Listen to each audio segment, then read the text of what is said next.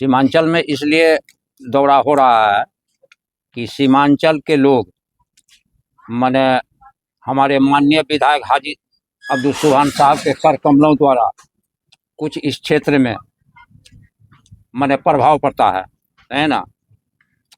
इसलिए तेजस्वी जी इस रूट से आ रहे हैं कि सीमांचल में ज़्यादा से ज़्यादा माने विकास हो और यहाँ के लोग माने खुशहाली, यहाँ के लोग नदी से बाढ़ग्रस्त क्षेत्र है ना, उनसे तेजस्वी जी को हम लोग रिक्वेस्ट करेंगे है ना कि हमारे क्षेत्र में सीमांचल में थोड़ा विशेष ध्यान दें वो, है ना। और हम लोग सदियों से आरजेडी के तले रहते हैं और भारी से भारी बहुमत देकर माननीय विधायक हाजी अब्दुल सुभान साहब को माने हम लोग जिताते हैं, है ना।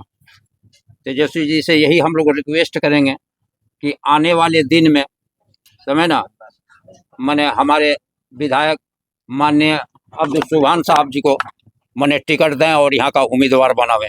सर जैसे आप मैं पूछना चाहूंगा कि यहाँ दो खेमा अभी दिख रहा है। हाँ, तो इसलिए मैं नाम दर्शा दिया मेरी बात को सुन लीजिए। हाँ, सर हाँ, दो खेमा दिख रहा है।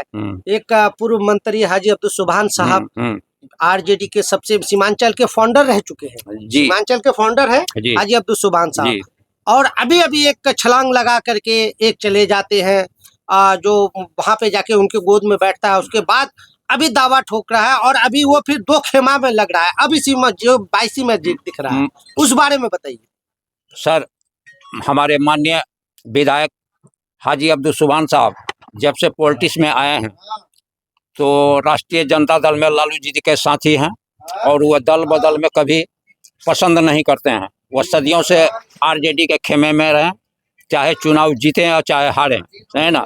तो इसलिए मैंने तेजस्वी जी के फादर जो थे हमारे लालू यादव जी, है ना, उनके जोड़ीदार हैं हाजी सुभान साहब, और तेजस्वी जी से हम लोग रिक्वेस्ट करेंगे कि भाई समझ के या चाचा समझ के इन्हें टिकट दें।